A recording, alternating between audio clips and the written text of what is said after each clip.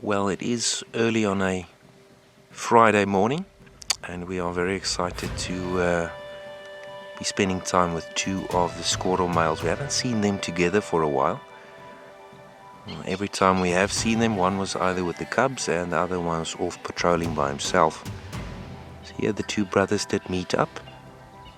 We did follow the male with the wound on his right eye for a few minutes as he crossed the Mashaton from the eastern banks.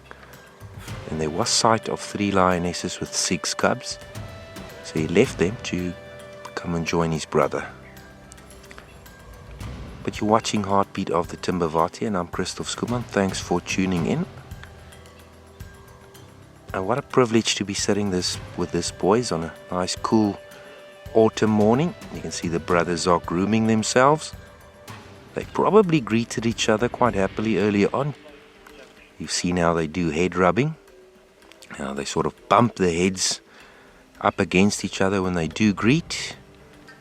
Remember, they do have glands in the face, whisker glands, so they do leave a scent behind. And it reinforces the bond between the brothers as well. Keep the coalition strong.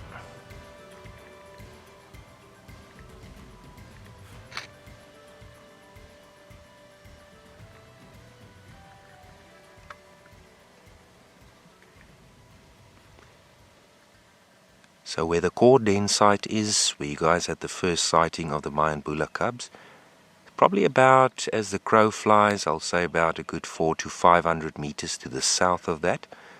So the boys are still in the immediate vicinity of the core den site. So the fathers are doing a hell of a good job protecting the boundary lines of their cubs, and it all adds to the overall success and a better chance at the survival rate for the cubs itself.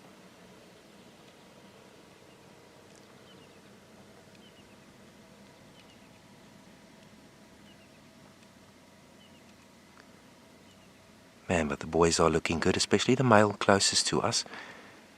If you look at his condition, he looks slightly bulkier than the other male. We did have a good look the other day. We could have compared the two different separate sightings. And I must say, the boy closest to us, he was definitely in a better condition, a better shape. Hopefully that'll change.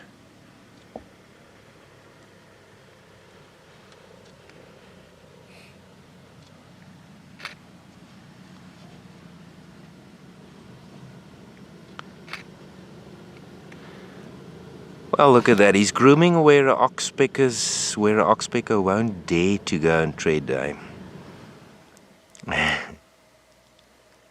Flexibility.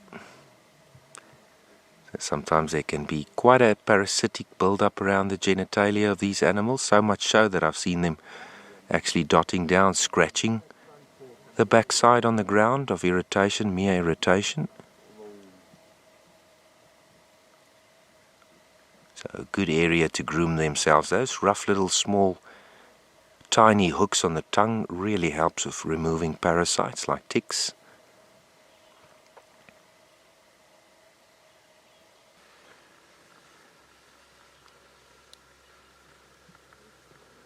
Alright, so it wasn't too long before the larger brother decided to move closer towards the Mashaton River. Who knows, maybe some of the lionesses are down there with the cubs. But there is other good news, folks. There was a brand new den site located 2 days ago of new cubs. So we've got the 8 cubs, and then we've got lionesses with new cubs. So I'm not sure what's the head count. We're still going to have to give some time to see how that unfolds and plays out. But as you know, that first initial 6 to 8 weeks, the lionesses will be forming a close bond with the cubs, and they would be hiding them. So we typically wait for that to end, and hopefully they'll come and introduce them to the older siblings in a good time, or in the time to come. As the king disappears into the savanna bush there, towards the ravine.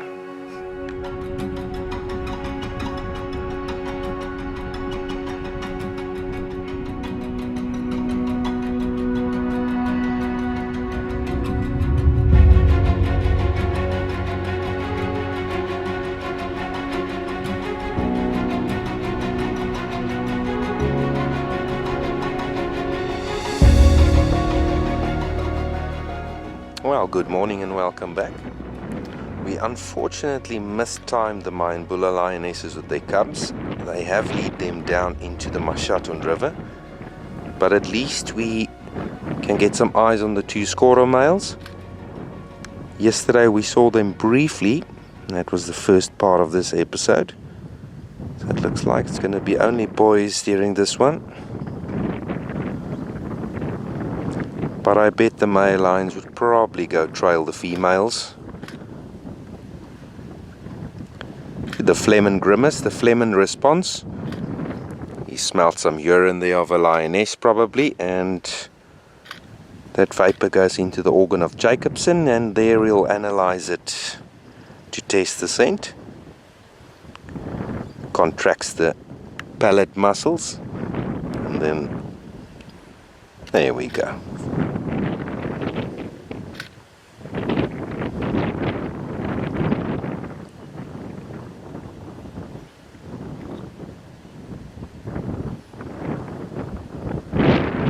So yet again the Skorro males has been spending more time close to the core area or the core den site of the Mayenbulas with their 8 cubs. The other wonderful news is that one of the other lionesses that we haven't seen that much, probably one of the younger lionesses, has also sired cubs. It's a very sensitive area, so we cannot go look around or off-road there, so we're waiting until they're big enough so she can come and introduce them to the rest of the pride.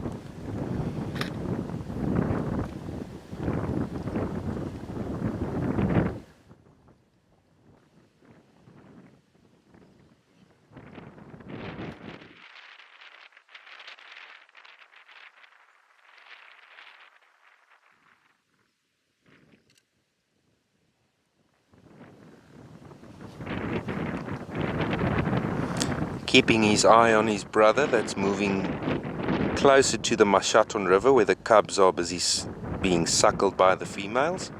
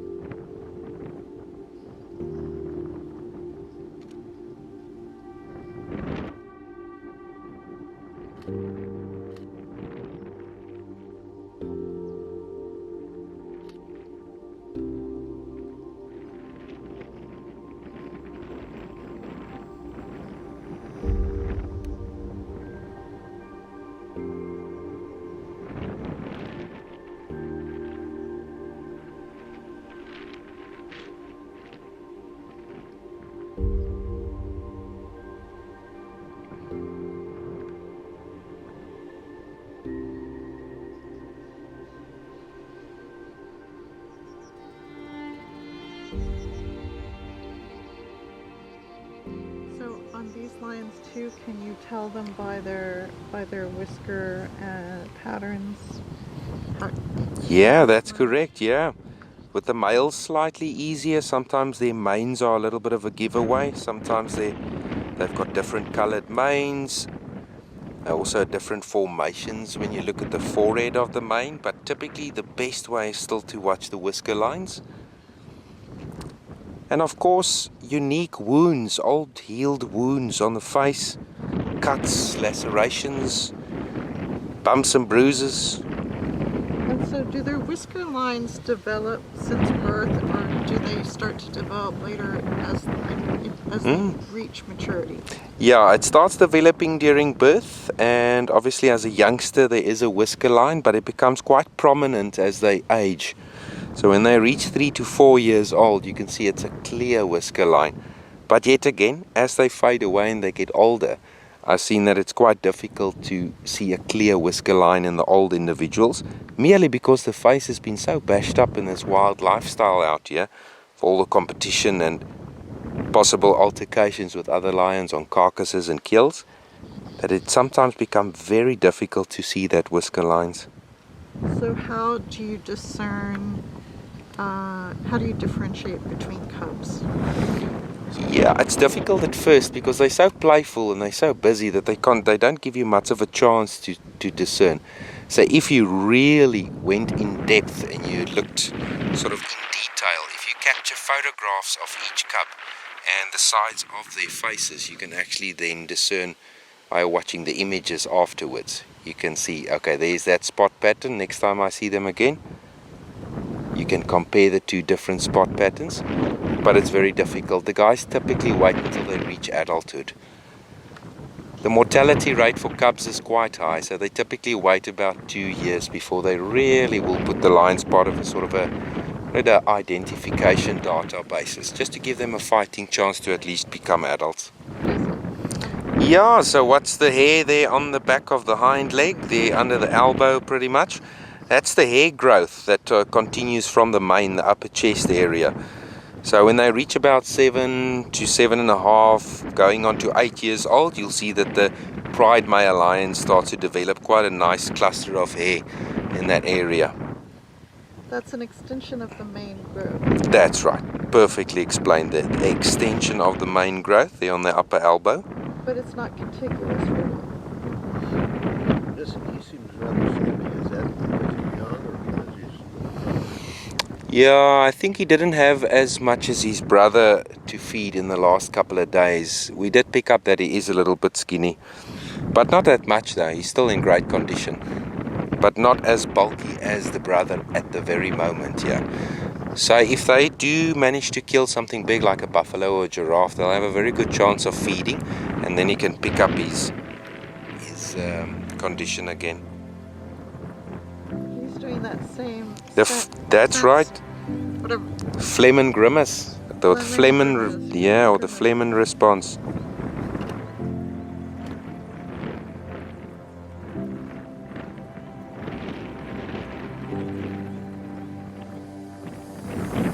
Well, that was an excellent sighting, folks. And they're probably going to be trailing the rest of the group and head down into the river.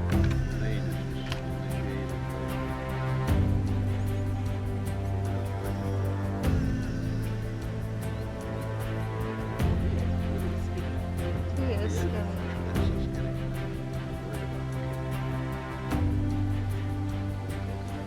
So if you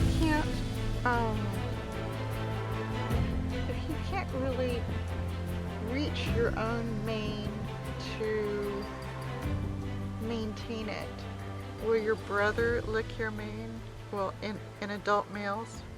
Yeah, these guys will definitely groom each other sometimes, but that's more to do with reinforcing the bond between the brothers.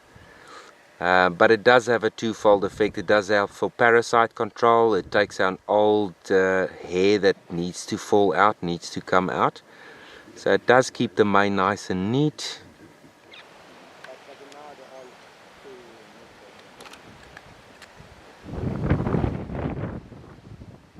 So the brother that's in tip-top shape over here, in good condition. He's holding back a little bit. The other brother has moved down into the river following the lionesses. Oh, he's going to turn his back to us just to spite us. Isn't that just Murphy's Law, eh? Ah, but if you're patient a little bit, they might turn their heads back. He is still smelling. You can... Smelling the air currents, the prevailing wind from the south.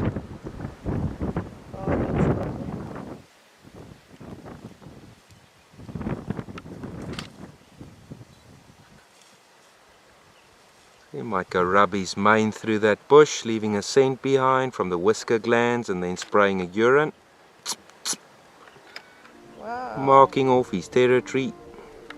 Especially the core area around the den side where the cubs are. If there's other nomadic males or any other lions in the area and they pick up that scent, then they know. There's a good chance that they might bump into a guy like this, which you don't obviously want.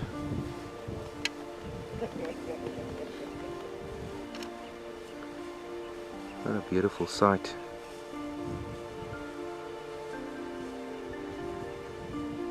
Well, folks, That's it from me in the heart of the Timbavati Game Reserve. I'm Christof Schoeman.